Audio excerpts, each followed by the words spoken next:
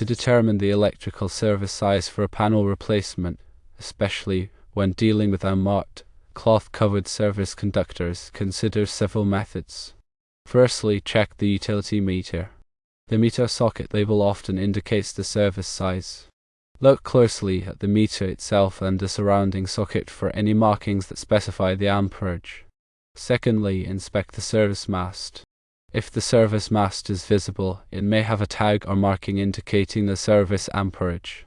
This tag is usually located near the top of the mast where the service conductors enter the building. Thirdly, contact the utility company.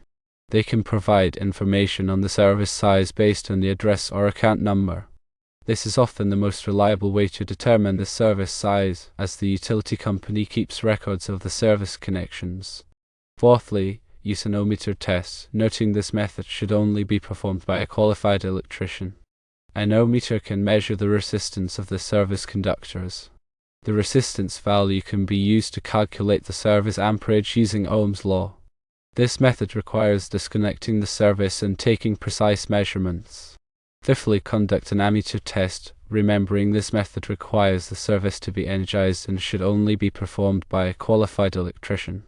Connect an ammeter to the main service conductors and measure the current flow. This will give you a real-time reading of the amperage being used. Sixthly, examine the existing fuse or breaker. If the old panel had fuses or circuit breakers, the rating of the largest fuse or breaker may provide an indication of the service size.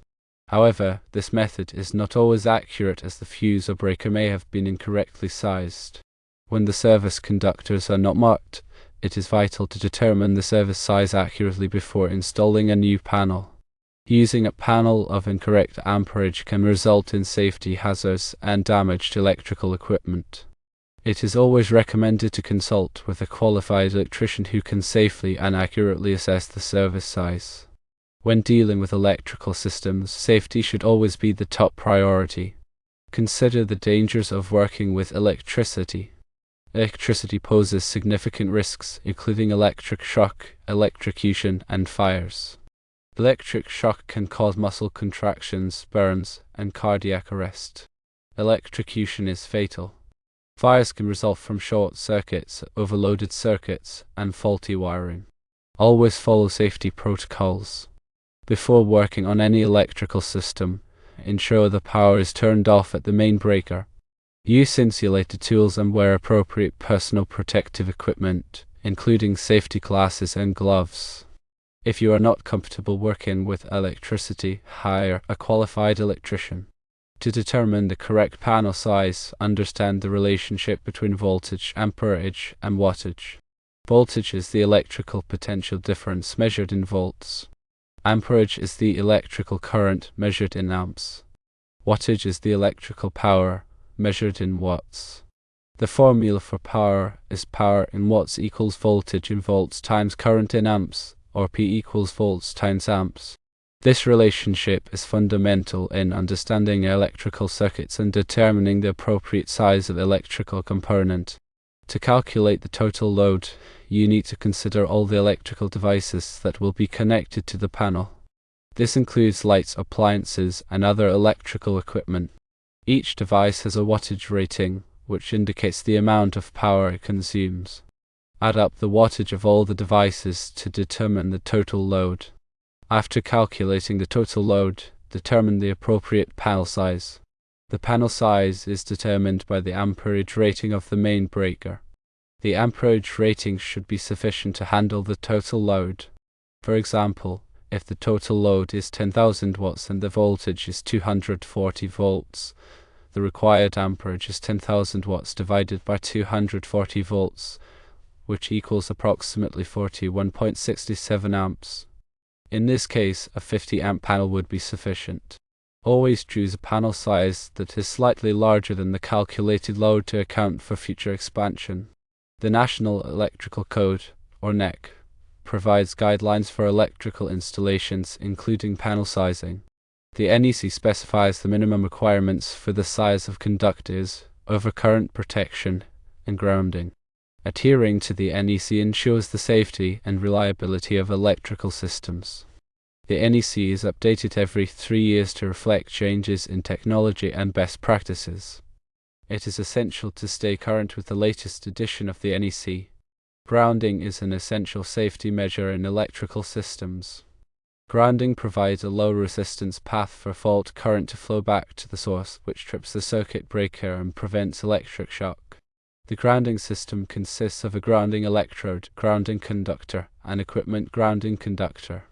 The grounding electrode is typically a ground rod or a metal water pipe that is buried in the earth. The grounding conductor connects the grounding electrode to the neutral bus in the panel. The equipment grounding conductor connects the metal enclosures of electrical equipment to the grounding system. Proper grounding is crucial for electrical safety.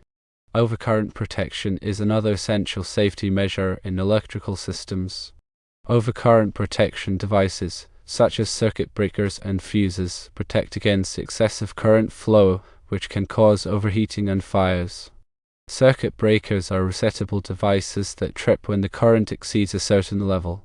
Fuses are one-time devices that melt and break the circuit when the current exceeds a certain level. The size of the circuit breaker or fuse should be appropriate for the size of the circuit conductors. Using the wrong size overcurrent protection device can be dangerous. Consider the different types of electrical panels. There are several types of electrical panels, including main panels, subpanels, and transfer switches. The main panel is the primary panel that receives power from the utility company. Subpanels are additional panels that are fed from the main panel. Transfer switches are used to switch between utility power and generator power. Each type of panel has its own specific requirements and considerations. When selecting an electrical panel, consider the number of circuits required. The number of circuits required depends on the number of electrical devices that will be connected to the panel. Each circuit can only handle a certain amount of current. If too many devices are connected to a circuit, it can become overloaded and trip the circuit breaker. It is important to have enough circuits to handle the total load. Also consider the available space. Electrical panels come in different sizes. It is essential to choose a panel that will fit in the available space. The panel should be mounted securely to a wall or other structural support. The panel should also be easily accessible for maintenance and repairs. Environmental conditions also play a role. Electrical panels should be protected from moisture and extreme temperatures.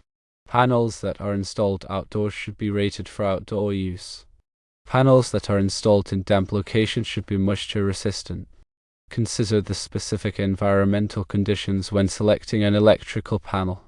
Consider future expansion. When selecting an electrical panel, it is important to consider future expansion. Choose a panel that has enough spare capacity to accommodate future electrical needs. This will avoid the need to replace the panel in the future. Regular maintenance is essential for ensuring the safety and reliability of electrical panels. Inspect the panel regularly for signs of damage, such as cracks, corrosion, and loose connections. Tighten any loose connections and replace any damaged components. Have a qualified electrician inspect the panel at least once a year. Troubleshooting electrical panels involves identifying and resolving electrical problems. Common electrical problems include tripped circuit breakers, blown fuses, and short circuits. Use a multimeter to test for voltage and continuity. If you are not comfortable troubleshooting electrical panels, hire a qualified electrician. Electrical codes and regulations vary depending on the location. It is important to comply with all applicable electrical codes and regulations. The local building department can provide information on the electrical codes and regulations in your area. Failure to comply with electrical codes and regulations can result in fines and penalties. Hiring a qualified electrician ensures that the electrical work is done safely and correctly. A qualified electrician has the knowledge, skills, and experience to handle all types of electrical work. Electricians are licensed and insured. Hiring a licensed electrician provides peace of mind knowing that the work will be done to code. Electrical safety is everyone's responsibility. Follow these guidelines to ensure your safety and the safety of others. If you are unsure about any aspect of electrical work, consult with a qualified electrician. Remember, electricity is a powerful force that should be treated with respect. In addition to the above, consider the specific characteristics of the existing split bus panel.